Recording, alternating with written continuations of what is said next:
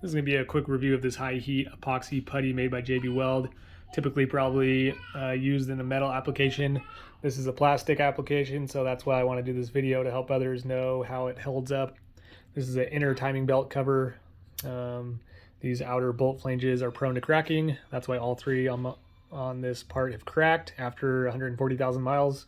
I think it's because it heats up and the plastic becomes brittle, because this sits right up against the engine block. So here's the finished product. You can see the repairs.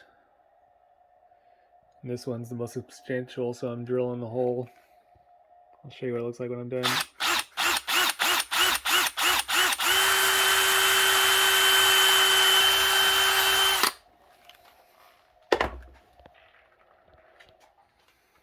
So there we go. Now we'll mount her on and see how they hold up after a month.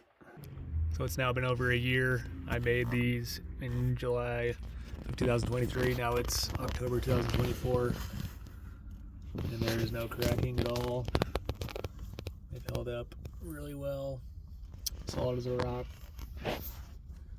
The engine cover is not moving at all in this area, so I highly recommend the high heat epoxy putty for plastic as well as metal applications on your engine.